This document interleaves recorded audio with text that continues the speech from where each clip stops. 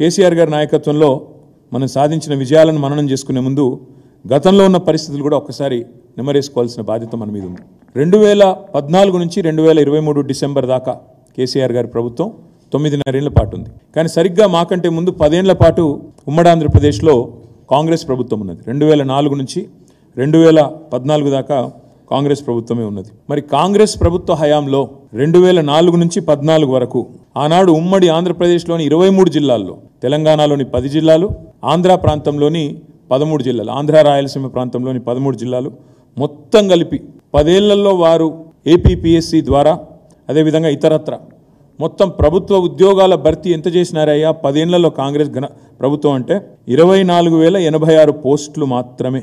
United ఏపీలో ఉమ్మడి ఆంధ్రప్రదేశ్లో మాకంటే ముందున్న కాంగ్రెస్ ప్రభుత్వం 2004 నుంచి 2014 వరకు చేసిన మొత్తం నియామకాల భర్తీ కేవలం 24,086. అందులో తెలంగాణ వాటా 42% అనుకుంటే, ఎందుకంటే 58-42 రేషియోలో పంపకాలు జరిగినాయి కాబట్టి 42% అనుకుంటే తెలంగాణ వాటా తెలంగాణలోని 10 జిల్లాలకు దక్కింది కేవలం 10,080 ఉద్యోగాలు మాత్రమే. 10 ఏళ్లలో తెలంగాణకు ఘనత వహించిన కాంగ్రెస్ ప్రభుత్వ హయాంలో 2004 నుంచి 2014 వరకు తెలంగాణకు దక్కింది ప్రభుత్వ ఉద్యోగాల్లో నియామకాలు జరిపింది కేవలం 10,000. 10 సంవత్సరాల్లో 10,000 అంటే సంవత్సరానికి 1000 ఉద్యోగాలు మాత్రమే. కానీ అదే కేసీఆర్ గారి ప్రభుత్వం ఏం చేసింది? ఇవాళ కొంతమంది మిత్రులు మాట్లాడుతుంటారు, కేసీఆర్ గారు ఉద్యోగ నియామకాలే చేయలేదు, అసలు జరగనే లేదు, ఏమీ కానేలేదు అని మాట్లాడుతూ ఉంటారు. కేసీఆర్ ప్రభుత్వం చేసింది ఏంది అంటే, కేసీఆర్ ప్రభుత్వం చేసింది ఇది. ఏం చేసింది? పరిపాలనా అనుమతులు కేసీఆర్ గారి ప్రభుత్వ హయాంలో అడ్మినిస్ట్రేటివ్ శాంక్షన్ కొత్త ఉద్యోగాల భర్తీకి ప్రభుత్వంలో మేము ఇచ్చింది మొత్తం అనుమతి 2,32,308 ఉద్యోగాలు. నేను ఈ పేపర్లన్నీ మీకు ఇస్తాను, మీరు అందరూ కూడా చూసుకోవచ్చు, తర్వాత సవివరంగా చూసుకోవచ్చు. 2,32,308 ఉద్యోగాలు పరిపాలన అనుమతులు ఇవ్వడం జరిగింది. అందులో ఈ 2,32,308 ఉద్యోగాలకు గాను నోటిఫికేషన్ జారీ చేసింది 2,02,735 ఉద్యోగాలకు నోటిఫికేషన్ జారీ చేయడం జరిగింది. ఇందులో నేను ఒకసారి డీటెయిల్గా లిస్ట్ కూడా చెప్తాను. ఇందులో Telangana state public service commission ద్వారా అనుమతి ఇచ్చింది 60,918, నోటిఫికేషన్ జారీ చేసింది 54,015 ఉద్యోగాలు, భర్తీ చేసింది 35,250 ఉద్యోగాలు, ఇంకా ఒక 18,765 ఉద్యోగాలు ప్రక్రియలో కొనసాగుతూ ఉన్నాయి. పోలీస్ రిక్రూట్మెంట్ బోర్డు ద్వారా 50,425 ఉద్యోగాలకు అనుమతి ఇస్తే నోటిఫికేషన్ 48,247 ఉద్యోగాలకు జారీ చేస్తే 47,068 ఉద్యోగాలు భర్తీ చేసినాము.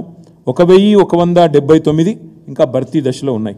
గురుకుల రిక్రూట్మెంట్ బోర్డు ద్వారా 17,631. కొంతమంది మిత్రులు మాట్లాడతారు అసలు టీచర్ ఉద్యోగాల భర్తీ జరగలేదు తెలంగాణలో అని. గురుకుల రిక్రూట్మెంట్ బోర్డు ద్వారా 17,631 ఉద్యోగాలకు అనుమతి ఇస్తే 12,904 ఉద్యోగాలు భర్తీ చేసినాం. 3,694 భర్తీ దశలో ఉన్నాయి, భర్తీ చేసిన ఉన్నాయి. 9,210 భర్తీ దశలో ఉన్నాయి. అదేవిధంగా డిఎస్సి ద్వారా 34,100 ఉద్యోగాలకు అనుమతిస్తే అందులో నోటిఫికేషన్లు జారీ చేసింది 28,534, పూర్తి చేసింది భర్తీ చేసింది 22,892, భర్తీ దశలో ఉన్నది 5,642. మెడికల్ రిక్రూట్మెంట్ బోర్డు ద్వారా 14,283 ఉద్యోగాలకు అనుమతిస్తే 9,684 ఉద్యోగాలు నోటిఫికేషన్ జారీ చేసినాం. భర్తీ చేసింది 2,047, 7,637 భర్తీ దశలో ఉన్నాయి. యూనివర్సిటీ కామన్ బోర్డు, యూనివర్సిటీలను బీఆర్ఎస్ ప్రభుత్వం నెగ్లెక్ట్ చేసిందని కొంతమంది మిత్రులు మాట్లాడతారు. అన్ని యూనివర్సిటీస్కి ఒక కామన్ బోర్డు పెట్టి చేయాలి, ఒక సిస్టమ్ తేవాలి, రిఫార్మ్స్ తేవాలనే ఉద్దేశంతో కామన్ బోర్డు అని పెట్టాం. దురదృష్టం ఏంటంటే యూనివర్సిటీ కామన్ బోర్డుకు మోకాలడ్డం పెట్టింది గవర్నర్ గారు. ఆ బిల్లుకు మోకాలు అడ్డుపెట్టి అడ్డుకున్నది గవర్నర్. లేకపోతే ఈ పాటికి ఈ 105 పోస్టుల భర్తీ కూడా అయిపోయేది. ఇతర సంస్థలన్నీ కలుపుకొని 54,846 అనుమతి ఇస్తే నోటిఫికేషన్ 49,351 జారీ చేసినాం.